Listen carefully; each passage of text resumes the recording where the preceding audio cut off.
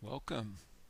In this video we are going to classify real numbers, and we have a bunch of numbers listed up here, just randomly selected, that are all real numbers. And real numbers are numbers that can be placed somewhere on the number line, and I think you're familiar with the number line. I'm putting one up here. I've just located where some of the numbers are, but the number line goes indefinitely in both directions, and all the numbers you see up above can be placed somewhere on that number line. The first division we would like to do is to divide the numbers up between rational and irrational. We want to classify which real numbers are rational and which are irrational. In rational, you may notice the word ratio. Ratio may make you think of the word fraction. So these are numbers that can be written as fractions or as decimals that are either terminating, and that means that they stop at a certain point, or repeating. And we'll have examples of both terminating and repeating. Irrational, the prefix ir means non, so those are the non-rational numbers, irrational numbers. So let's begin classifying. I see 7/8. 7/8 is a fraction, so it fits under rational. -5, can it be written as a fraction? Yes, we could just put a 1 underneath it, and so -5 is a rational number. The square root of 5. Let's look at it on a calculator. And see if I can get this calculator turned on. On the top up there you see the square root of 5. It's written as a decimal, but there's no pattern to it. It's not repeating. So the square root of 5 is an example of an irrational number. So let's put the square root of 5 over here under the irrationals. The next number is 1221. It's rational. We could write it as a fraction, just put it over 1. 0, how about 0? Well, 0 can also be written as 0 over 1, and so it's rational. But don't confuse that with 1 over 0. 1 over 0 is undefined.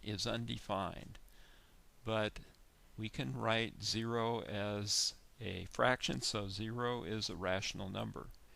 3 is also. Negative, the square root of 3, you can see it written out here. There's no pattern to it. Another example of an irrational number. No pattern in the decimal. -3.2, there is a terminating decimal. There's a case of a terminating decimal. Here's another one that kind of goes on forever, and it doesn't have a repeating pattern to it. It doesn't terminate, so therefore that number is irrational. The square root of 4, you might think, well, look, we've got a couple of radicals. There's a radical there. Must be irrational. But no, square root of 4 is equivalent to 2, and you can write 2 as 2 over 1, so the square root of 4 is rational. Here's one that does repeat. Notice the 153 keeps repeating. So this decimal number that repeats is rational. And finally, let's look at pi.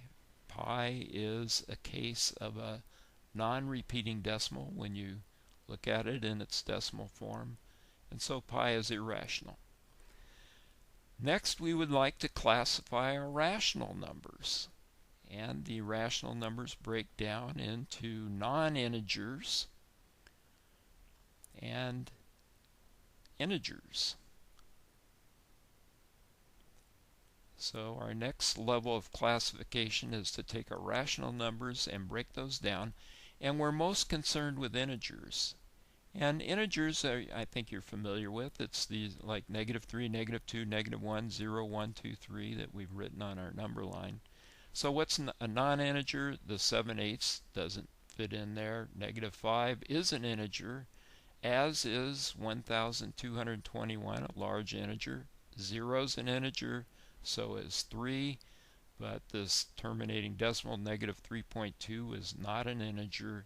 Square root of 4, remember that's 2, and so that is an integer. And then our repeating decimal is another case of a non-integer. And we'll be most concerned with integers. And we want to divide the integers up then. And we can divide those up into two categories and classify those as either negative integers,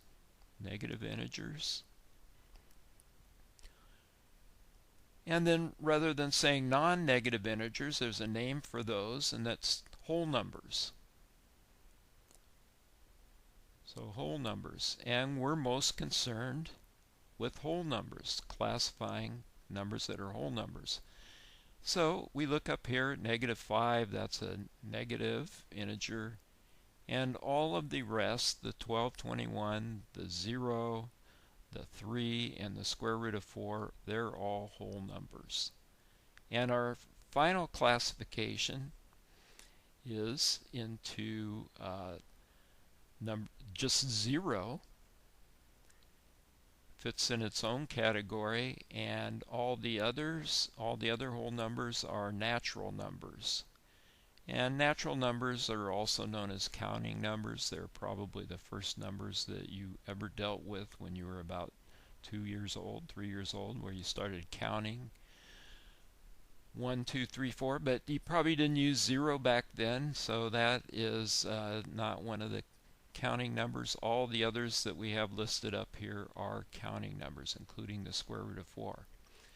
So what if we have a number like the square root of 9? Can we classify that? Well, square root of 9 is 3.